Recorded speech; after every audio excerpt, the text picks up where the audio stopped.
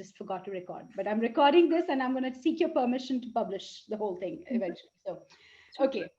So coming back to it. So this whole structure, when you see that there are different levels of everyone's understanding of Ayurveda and implementation of it.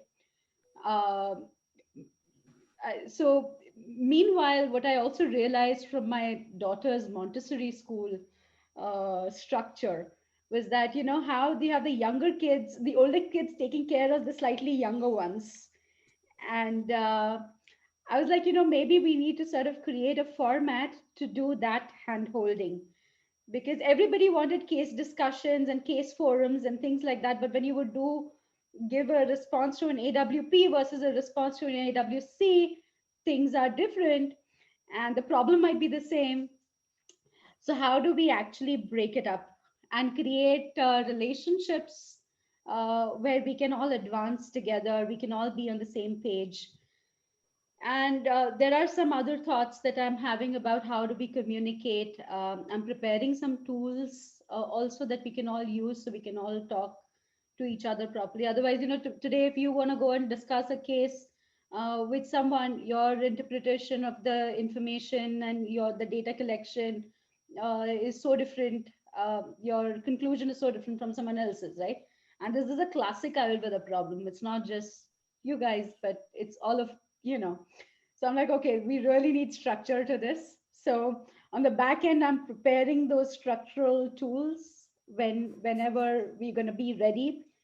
And parallelly also, because everyone's been asking me for mentorship avenues, and I was like, okay, how do we do mentorship, and how will you bring clients, or how can you be on my client teams to help work with me? So there were few legs of that I needed to resolve. So especially the scheduling part, the legal part, the data sharing part, because it's everything people can come at you. And now after being the education chair, I have to be even more careful because there are legal implications for all of these things as well. So, and if we have a structure to it, then we will be able to do this systematically and well and communicate with each other. So that part I resolved by researching a platform called the Digital Health Platform, on which you guys have all signed on, the Healthy Platform. So it's a phenomenal platform, and some other practitioners have already begun using it. They have created they have some free plans, so you can play with it, for some time before. So you can do that. And meanwhile, I will create tools for being able to see clients together, to be able to also do separate discussion forums so that everyone is coming with that certain, they can do case form submissions, and then we can all converge at one time to ask questions and learn on cases. So we can do maybe, one or two cases in a month and things like that. But again, we need to structure that well, again, because it is AWC versus AWP case discussions and how they are going to be different. And I would really like to see some AWPs step up to become mentors to AWC's students as well. So you know that your training is not done, but still, having that conversation going, it will be nice to do that. So long term, right? Life is long. So Wow. yes. So what do you think? Tell me your thoughts. Give me your feedback. This is all. Yes. My first thought is you're just kind of reaching into a lot of deep prayers I have and just verbalizing them. So thank you. Okay. Yes. I think before life ends, we need to do this. I'm like, oh, yeah. I might have 30 years, and 30 years is not enough. So yeah, Tracy. Hi, Tracy. You were saying something? Oh no, but I think it's a fabulous idea. I'm a little bit over my head right now as a first-year student. But I'm really excited. I mean, I'm attending everything I can attend to get as much practical knowledge as I can get. I'm joining into groups where I might not be qualified or ready to join yet, for exactly this experience, for exactly figuring out as I go down this path, where can I add value? And I really love what you just said about AWPs, helping AWCs and ADs, help reaching down and helping people up. So I'm really excited about what you're doing, and being here kind of on the ground floor. Of course, the problem is being an AWC, I'm also don't have a lot of time to do any sort of volunteer work or anything myself as of yet. But yeah, everything you're doing Yes. is awesome. Thank you. Thank you, Tracy. Thank you. Yeah, what I'm realizing from all the farm submissions and all of that, and also my own experience is that, for some reason in the US, time becomes the most limit. It's always the most um, the most limited resource, and technically it is the most limited resource, because we have just 24 hours in a day. And I did not think about time the way in which I think about it here when I was in India. Maybe because I was not married and I didn't have kids and I didn't have to run I was in a different space. But otherwise, also, I don't really see people talk about time shortage as much in India as it is here. And I used to wonder what it is. And and even for me, I think it's important to put a context and understand that it is a limited resource, but also know that when we are investing our time in something, when we choose to do something, the return on investment is not linear. It is not linear in the way in which it is structured in the Western context, because it's just like um, how Einstein said, right, that when you're with a loved one, a minute is like, an hour is a minute. And when you're in a situation that you don't like, a minute feels like an hour, right? Like the relativity of it. And that, I think, is the way in which we will be able to resolve this this constraint that we put ourselves in, this constant feedback that we put ourselves in, because we want to fill our day and our mind space with the things that are going to be completely rewarding and energizing and self-fulfilling for ourselves. So when we take on any activity, yes, we always want to reserve our time, but we also want to see that sometimes that half an hour that you invest, you can get 10x more. So when you spend in half an hour time with an AWP spends half hour a week with an AWC, then the reward is going to be so much more for both people.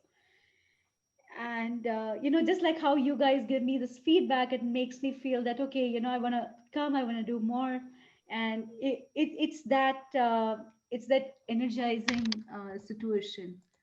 Oh, sorry, I have my admit button coming right above right above the light, below the light. Okay, so we have Anu is coming in, and I don't know which Anu that is. We'll soon know. So, Okay, Dr. Nami, I had something to say. sure. With my experience, I think I started in 2017, and as you know, I still haven't given in my thesis. That I've completed everything else other end.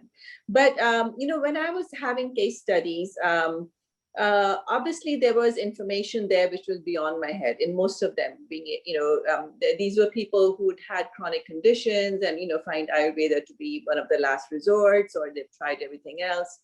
And the only avenue open to us at that time was to take the case studies up at the Kerala, where we had the clinical case study discussion. But going back, I think for me, what would have been really valuable, and we don't have it, there wasn't enough time then to talk about the topic and talk about 3 different case studies, all in 1 hour. is to really, when we get, I think mentorship is such a great idea, is to get into the head of the Vaidya or the mentor, right? As to, because we know, I mean, we know basics and we know how they interact, but there's so much more to it. Right. I mean, and simply like when you and I had the consult, obviously I was in a wrong direction.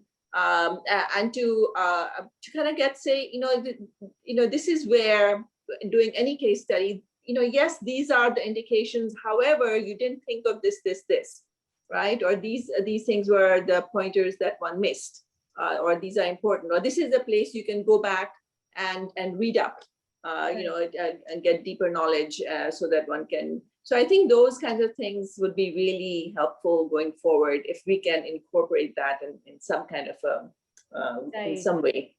Right. I think that's what I want to do. Maybe if we do land up doing those, if we can really pull it off to do those case study sessions, um, I wanted to sort of create a structure in which Right. we will be able to know what to prioritize. Mm. So, for example, like, when you say, okay, someone comes with constipation, right? So you say that, okay, is this a Vikruti or is this a tendency? Therefore, it is a Prakriti, right? So the response for both of that is going to then be different, right? So that Prakriti Vikruti delineation for a phenomena, or someone is sort of not feeling hungry, right? Whether is that in general a kapha state, or is it actually needs to be addressed, right? So that delineation needs to always occur, which sometimes is not occurring. So, and it is difficult to teach everything in a Right. school. So Yes. school, you need to learn the theoretical parts. It's very robust, very important. Like, also Nalini ji, how you put the chart today in the group. It's very important to know how to think like that how it is structured. But then once it goes into practicality, we need to understand where it is stemming from and whether it needs to be corrected or it doesn't need to be corrected. And if it Right. needs to be corrected, for how long will it need to be corrected? And what elements are the causes that are triggering that need to sort of, uh, that we can modify. So uh, putting it in those buckets. So these two buckets I told you about, Prakriti and Vikriti. There are two more buckets. One is before Prakriti, that is of Swasthya. Swasthya itself, health, overall health, without any Prakriti conversation, because the experience of health has to be equal in all three Prakritis, right? So how do you assess health and how do you enhance health? Forget about all these classifications. How do you first do that? That is one very important ground step. And the other one of beyond the Prakriti, beyond the Vikriti on the other side is Vyadhi. And Vyadhi is a full-blown disease when you have all the dosha dhatu, samurchana, and it then needs to be teased apart. It has to be opened up, and there is a sequence to it. So that sequence to it has to then be communicated well, right? So I wanted to do it, those case studies in that way that we will all be on that page, so we know where we are operating, Right. and that will be fun to do as well. So we'll see, we'll get Yeah. around to it. I do have some tools which are being developed, which so that we can all be on the same page for it. So that's that. And Thank you. Thank you. okay, Anu, who is that? Is that Anuradha or Dr. Anu? Do unmute yourself and show us your face.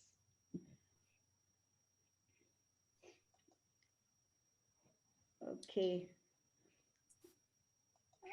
All right. So I have some things that I wanted to share with you today. Um, da, da, da. Okay. Screen. Stop share. Sorry, that's my share.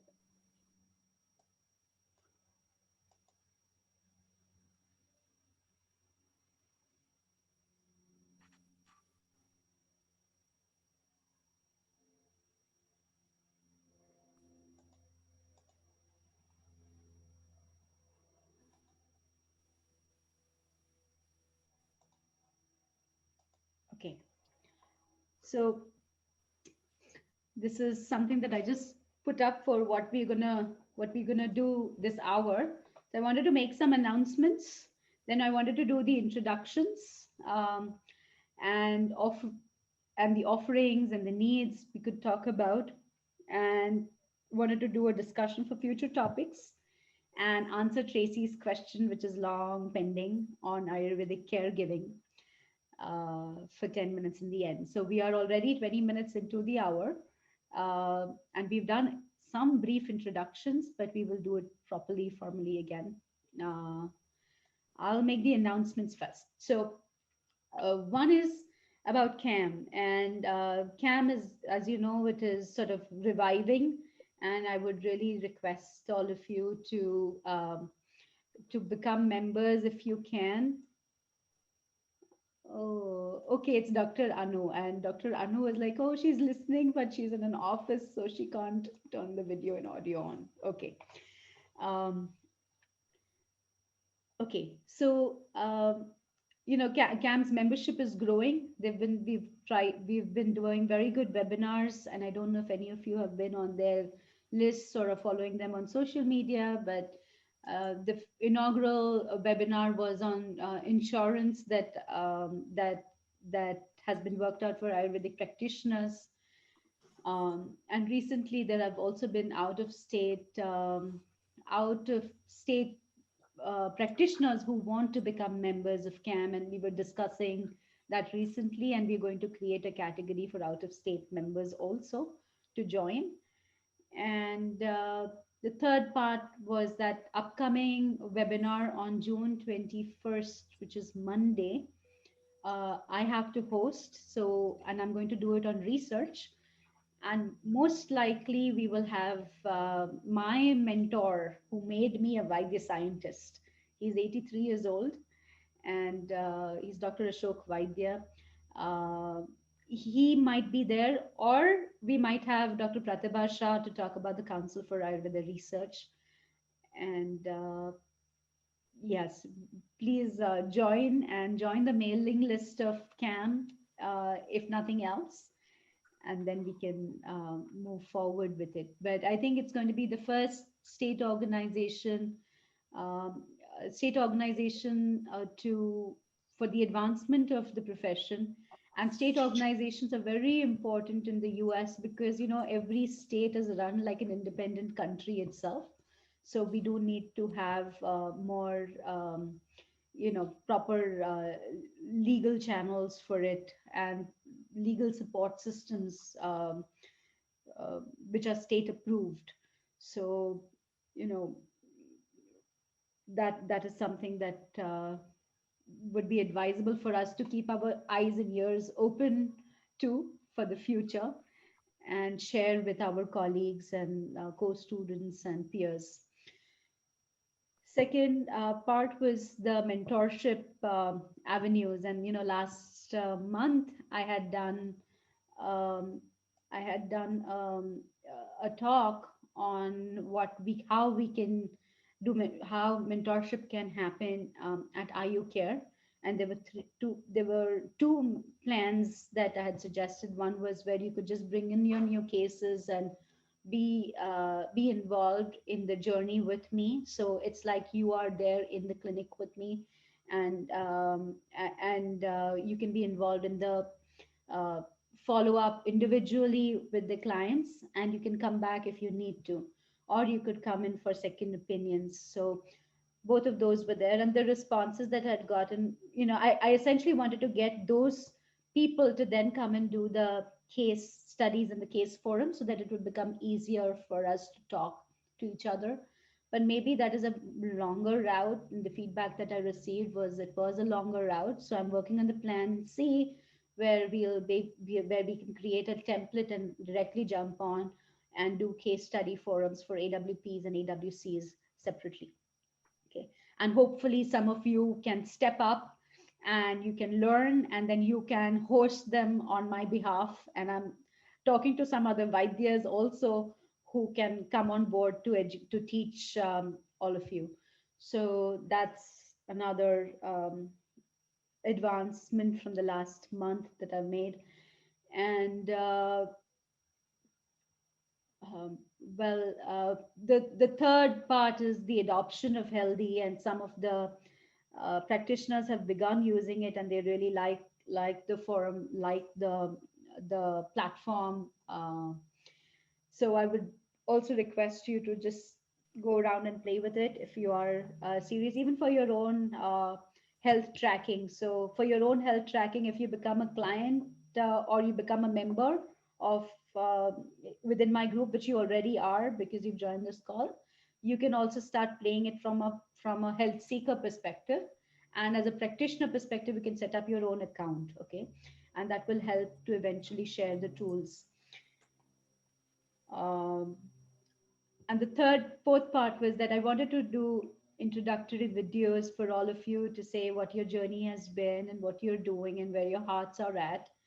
And it doesn't matter whether you have a formal offering or you don't have a formal offering, but uh, a formal in the sense a commercial offering, or whether you're just doing it for your friends and family. But it would be good to have introductory videos of you that are there on the group so that people get to know you, and then you can also suggest what is it that you're looking for in those videos as a comments, right? So then your video remains clean, where it's just about your journey, what brought you to Ayurveda, and where is your where is your passion with it. And people can get to see you, just like how I'm getting to meet you on the forums. People can get to actually visually see you, and it will be okay to share that information around because you've approved to do that. So that's one thing that I would highly recommend that you begin doing. And I know some of you are already thinking about doing that. And let's invite the right energies through that process. And with that, we go on to the intro sides. I'm going to stop sharing the screen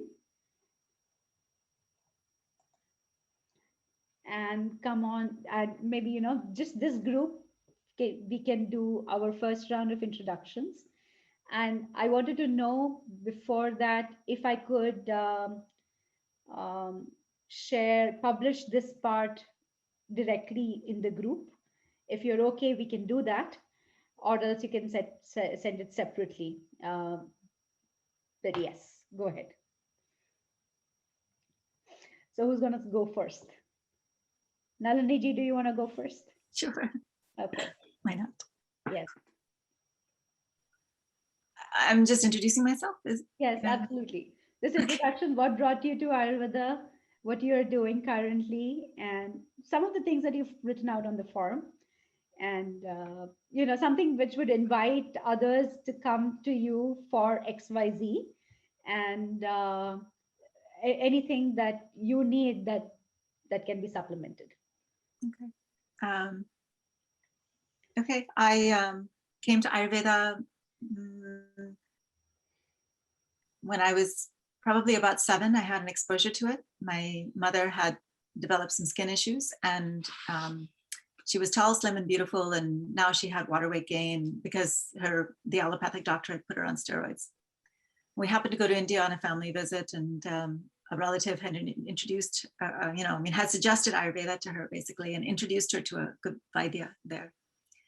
And she benefited from that. And then even for years, I remember she would order, these little powders in paper packets. I still don't know how they made it through customs, but these are the days they just shipped these powders. And for years she did that. So somehow this all made an impression on me. And then when I got to my adulthood, I just was, I had it in the back of my mind, I have to find someone. And so anywhere I lived at that point, I would find an Ayurvedic practitioner. And usually the people I found were Western and had learned some, and it was sort of integrated, but it was enough for me to get started. And I had issues of my own, like digestion and, growing up in a sort of American Indian family. So, we ate a lot of packaged food and things like that. So I can't, so now I started to really understand about taking health into my own hands and cooking. And I started to teach myself. And then I read books and I got very interested. And then when I started to read, I discovered that there were tendencies I'd had from childhood that now made sense, that made no sense to anybody. Like I wasn't attracted to ice cold water. And it used to be the joke in my family that I wanted ice cream heated up. I just couldn't take cold things. And then on the other side, I'm South Indian, but I didn't like spicy food. I didn't like pickles. It couldn't be a certain sharpness, like garlic. I just couldn't handle it. And now it was like, oh, you know, there's a place for me in the cosmos. You know, I was reading about like, yeah, this makes sense. If you've got these issues, then that would make sense. So Ayurveda became a language that I could relate to. And then I really, really did want to learn it, but I never could see a way to, because at that point it seemed like I would have to move to India, or at least for some time, because I wasn't attracted to the sort of integrated versions here that I could see. I really wanted an authentic source. So I went on with my life and just kept it for me and just did it for myself. And I went through severe bouts of eczema and healed that through Ayurveda. So everything I was doing was for me. I had complete Shraddha in it, but no other avenues. And then about 5 years ago, a lot of other roads in my life just came to a stop. My mom died and other things happened. And then I just was sort of at this turning point in my life where it was like, what do I want to do with my life? And this one road seemed to beckon. That was, okay, now because I live in this tiny coastal town, I can't get anywhere. I can't find a teacher. I can't go anywhere. How am I going to do this? But suddenly the world was more online, more adapted to remote people. And now there were abilities to learn Ayurveda online. So now I took a self-care course. From there, I got to Kerala, you know, Ayurveda. So it's like, then my journey started to begin. And I said, okay, now my dreams, and this is sort of my bucket list. Okay, now finally I can get to it, you know. And so I haven't had to leave home. I haven't had to, you know, I've still been able to maintain my marriage and, you know, and now, you know, it was like either or at some point, like. Ayurveda is very demanding. I call it, it's like the jealous mistress. Totally. Yes, go ahead. Yeah, it was coming to that, you know. I was like, what am I going to do, you know? So anyways, I bless technology because it really made a difference and I could do this. So I'm now at the AWP. I finished 210. Now I'm at another crossroads. It's interesting how life does this. It's like, okay, now what? And that's why I said you're sort of reaching in and answering questions I have, because again, I'm remote. How do I take it forward? What do I do? What are my next steps? How do I apprentice? You know, how do I find, because I'm enough, I can't take any more book knowledge. I can't take any more head knowledge. I've had enough. And it's like, how do I get the hands on? How do I really go deeper? Again, you know, with my situation, I don't know what to do. So I'm at this point of struggle, sort of taking it very slowly. You know, one of the advantages of COVID is there's no time limit to completing my AWP. So I'm taking it really slowly right now. I'm doing my consultations. I'm about to do my 10th one. I haven't had much luck with the formal mentorship, but I've been reaching out to, say, Dr. Kamya and people like that to get help. And so you know, that's why I said it, when I saw your group, I saw some of the things you had in mind, and just knowing you, it was like, wow, you know, because I need this level of mentorship, not something too big where I'm just one in an ocean where I don't understand anything and I'm just listening. I need to be more part of something much smaller and more intimate, and where, like you're describing, where I can be helping some people and other people can be helping me, and we're all in this together. Right. One of the things I have been doing that I'm happy to share and find more resources for is, along the way with AWC, I've been creating an app based on Google Sheets. I've been putting formulations in there. I've been putting herbs in there. So I'd love to be able to share that and have other people help with it. And I'm sure we could share it as a resource and make it more available.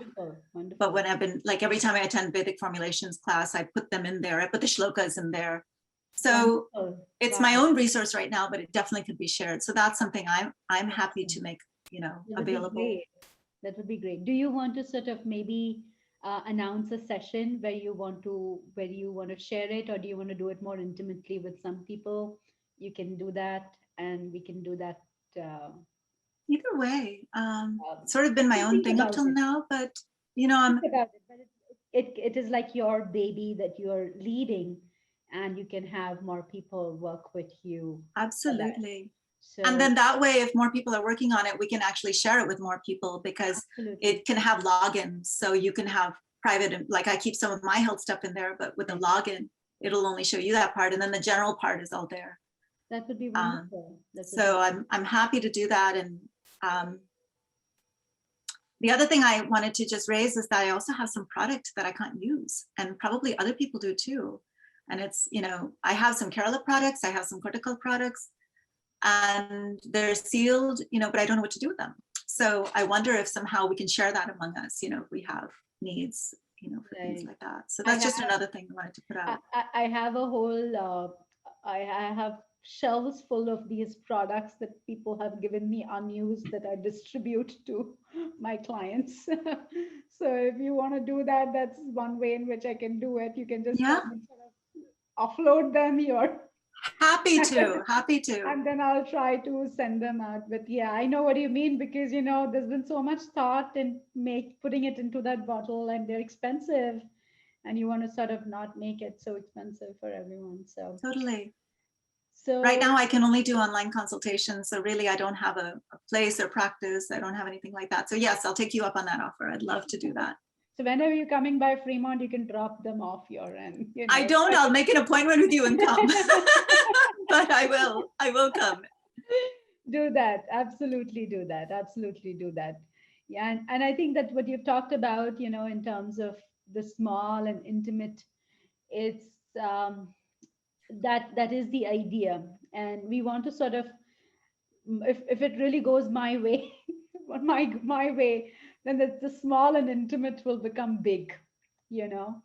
And you want the small and intimate to become big, because you know I earlier this year I was, you know, invited to be a part of um, um, a company called as MD Ayurveda, right? So the idea for that was providing integrative, like, you know, Ayurveda in a medical setting in the US, right? So that was very, very cool. And just going down the road with that, and going down the road with understanding how time and money are working in a business setting, I realized that, you know, what everybody else is trying to do is that they're trying to sort of commercialize through the sales of products, and that's the only way in which it seems reasonable to scale anything.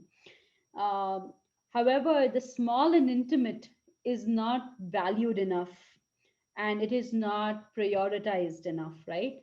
And that's the part that that I believe that we can resolve using technology and using the right, you know, spiritual orientation for Ayurveda, because it's very easy. What's Ayurveda's asset is truly this heart that all of you have, you know, in terms of these stories and the shifts that it has made, and you're like, oh my God, why is it that this is not more widespread, and you want to sort of share it.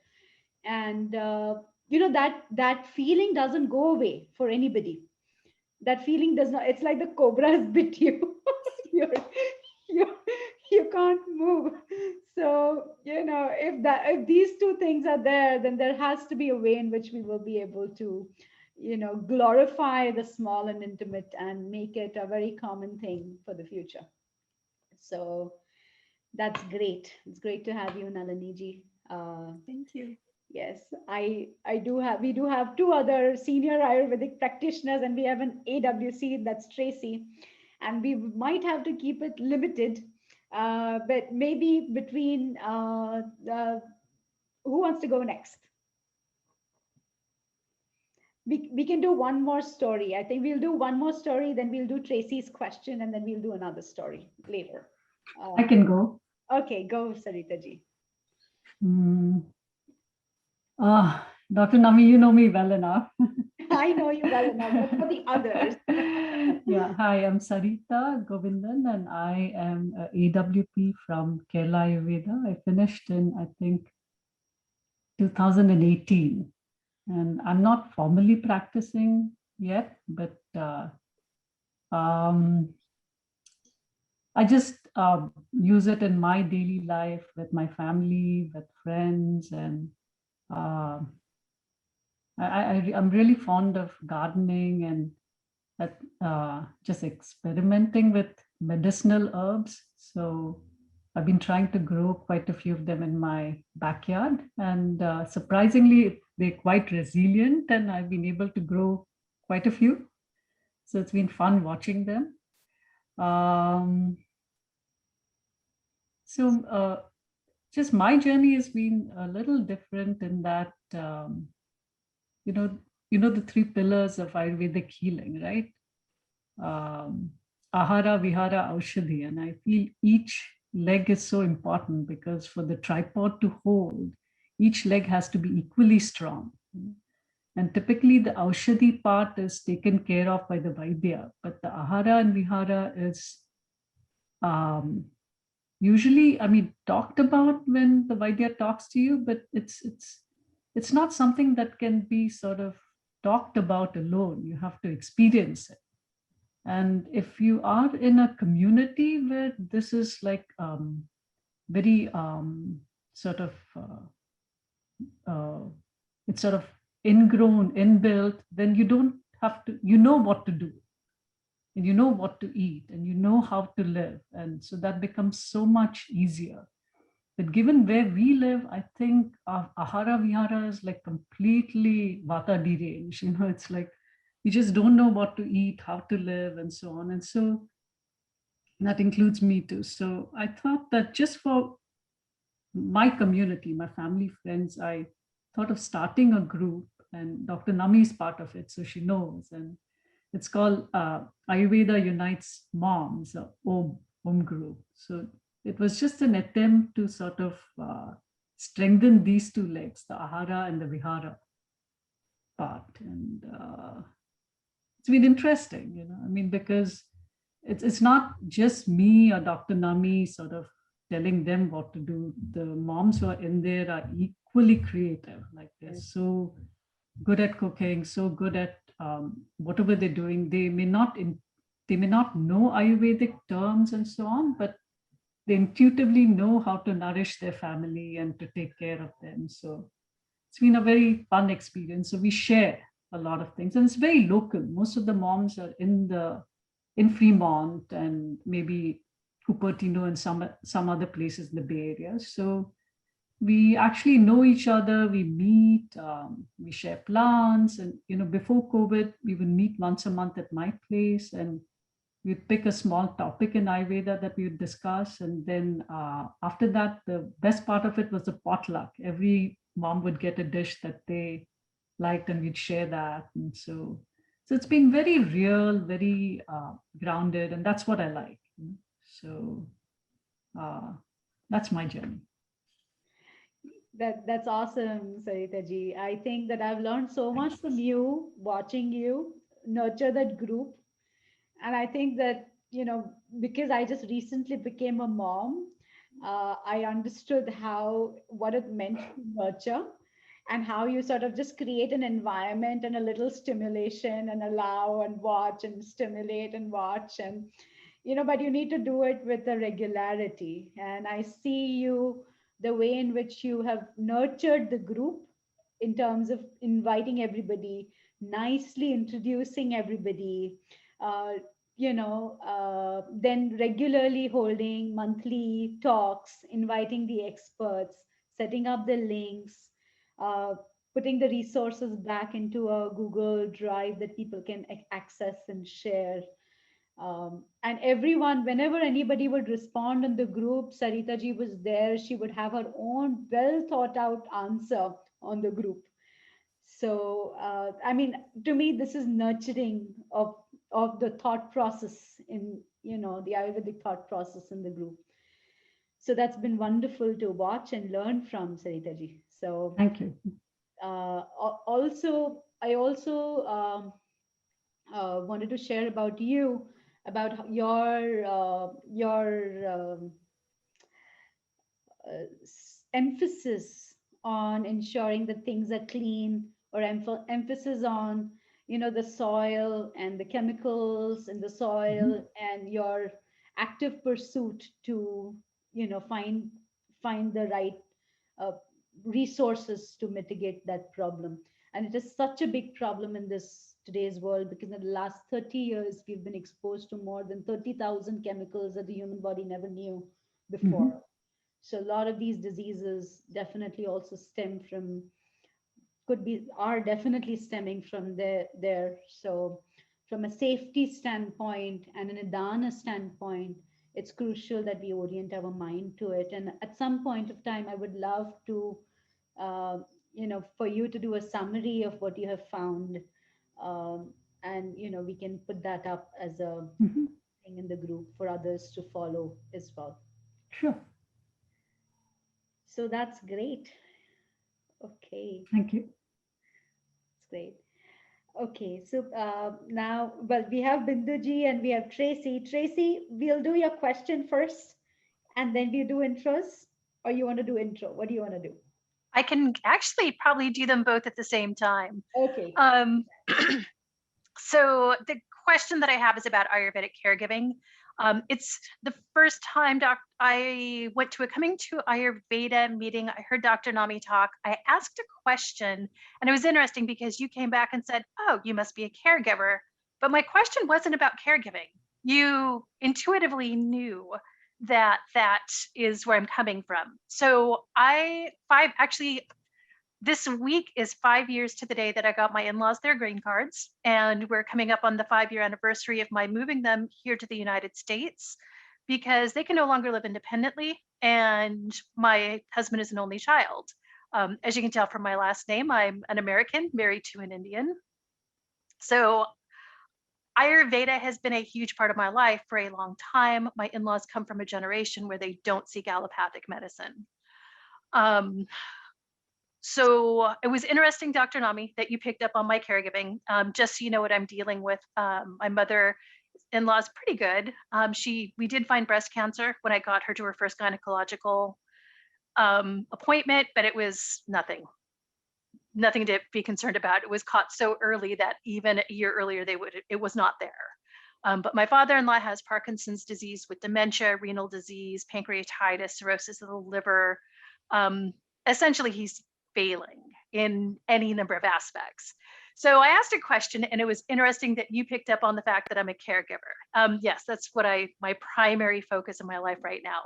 The interesting thing is the next day in my KAA class, we learned about the 4 different pillars of health: the Vedya, the caregiver, the Rogi, the herbs. And I thought that was interesting. And then when you gave your cancer talk recently, you had the entire slide on caregiving and the role of caregiving.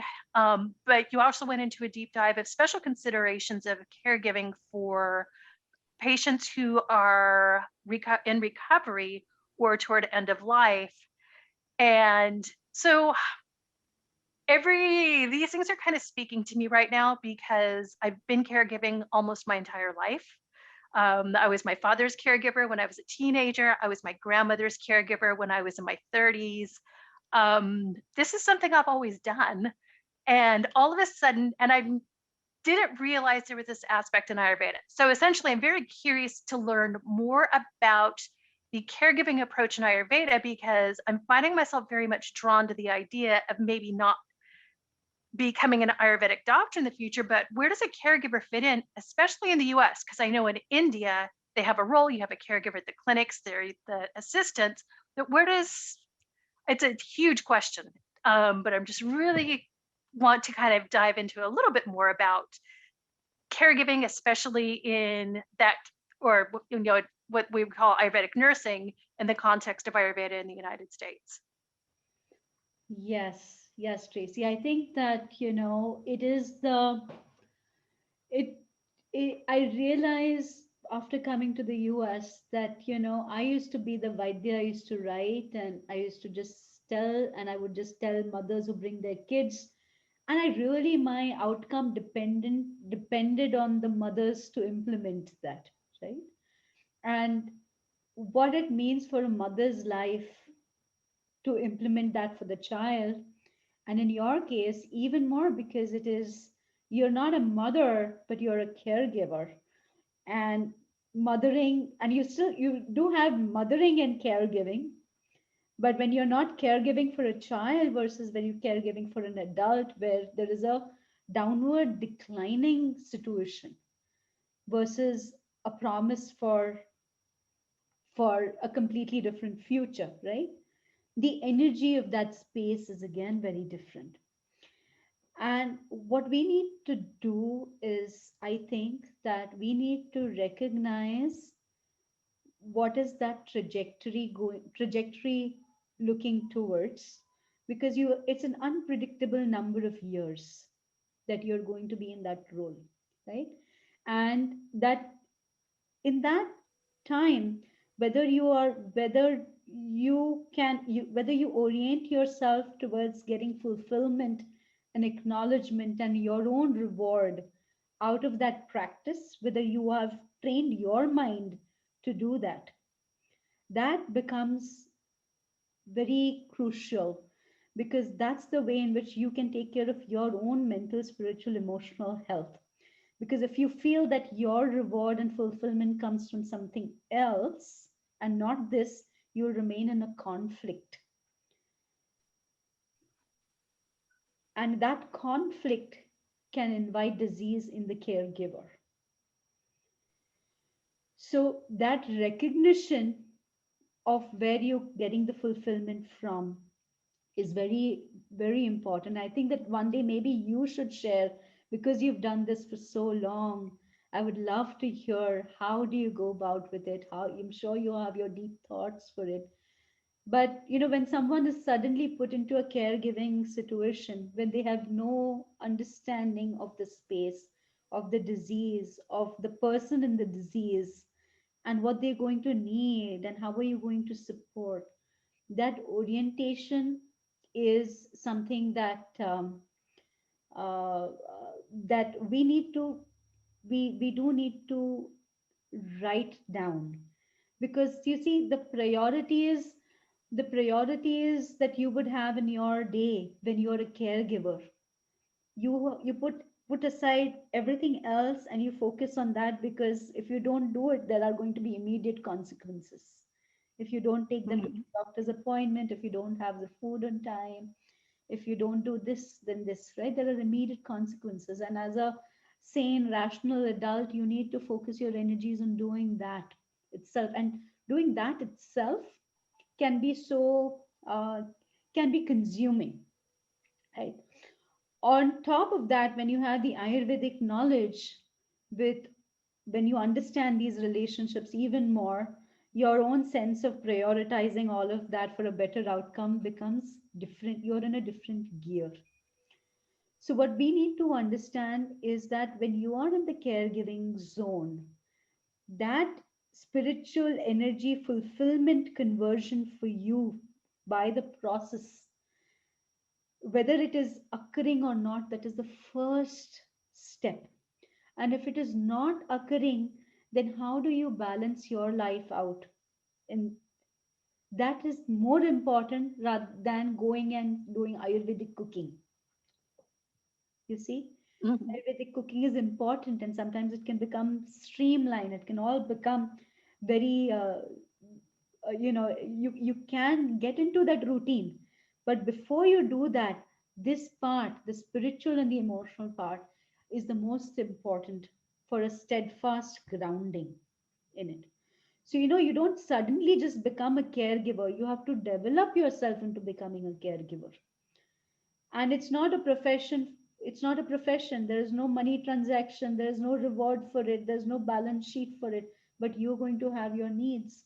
And in the US itself, where everything is so dependent on the transactional mode, if you don't have a support system in your family, in your home, thankfully you are married, but thankfully you are married in an Indian family, in an Indian family setting, know that they appreciate it, they value it.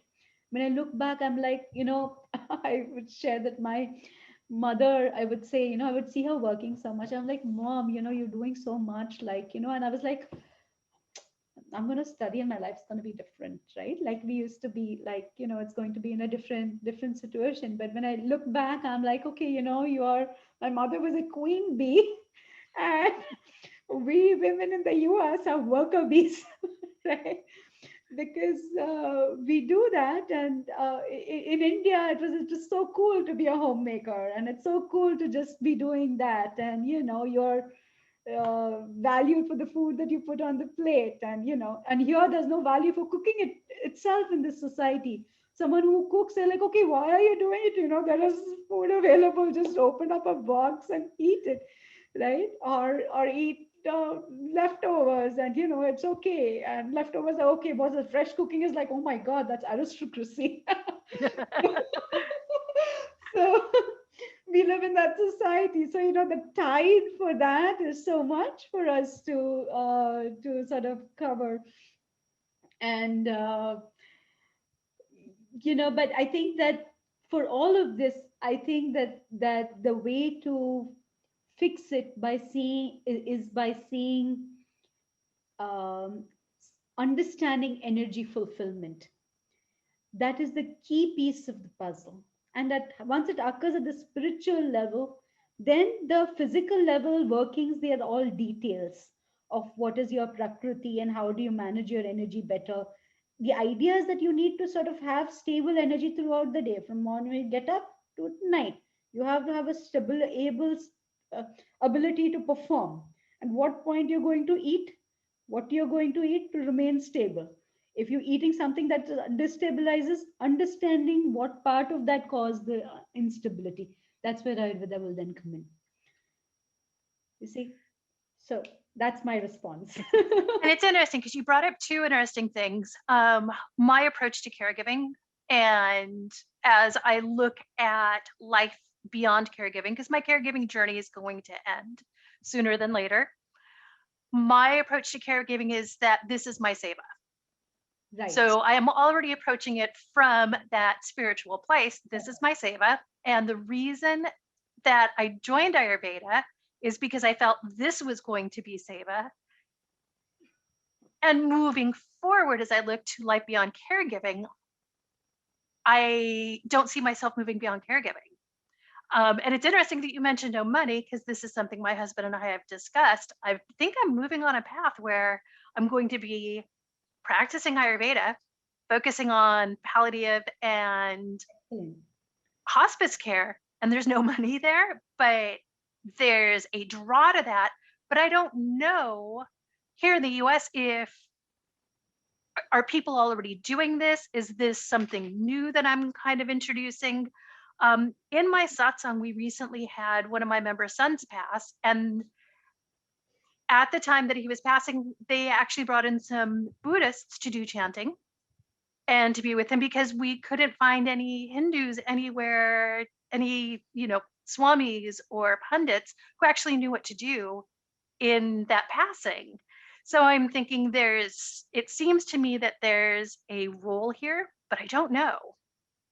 There is a big role, Tracy. And I think that if you are going to commit to that, then there are things that we can develop and we can talk about and we can evolve in the future. Because I think one of the biggest fears that everybody has is that what if I fall sick in this country? Who will take care of me?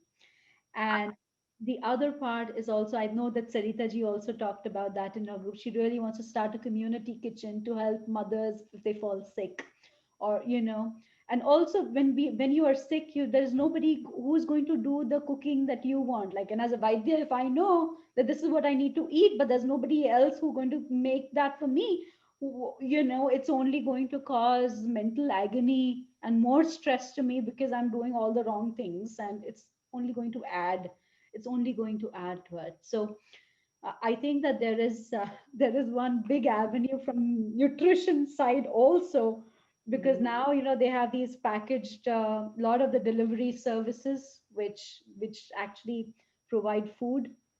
uh, I know there's somebody who's trying to do it for postpartum meal services and things like that. Because when I was going in my last trimester, and I was reading what to prepare for They're like, oh, make tons of food and freeze it and have I'm like, oh wow, it's gonna come down to this now.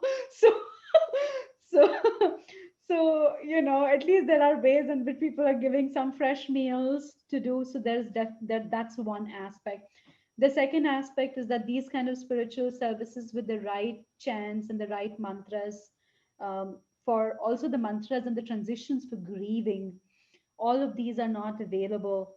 There are very good texts that are available that we can put together. We can create, you can create an app for it. You can create a sequence for it. You can create different use case scenarios, and you can put it together. You can bring people together. And I think it's an unmet need, because we are not even allowed to grieve, right? I recently lost my maternal uncle, and he was my dearest maternal uncle, and you know I got that one day, but I had bouts every, like, lasting bouts, right? For a few weeks after that, and then uh, I would just break down, and then later I realized that I had to actually stop myself from breaking down also back again, because I have to do this, right? So this is uh, the structure that I would have had for the passing when I was in India versus over here. Like when my granddad passed in India and what we did. Mhm. And, those rituals were not there to support. They were not, so all of that aspect that is there, that can be put into practice, and people can be taught what to do as well. So it's a great space, Tracy. Go for it. I'm going to be with you. Okay, this is Thank you for the time. that's absolutely, Tracy. Thank you. But if you all have some more time, we'll listen to Binduji and then we'll call it a day.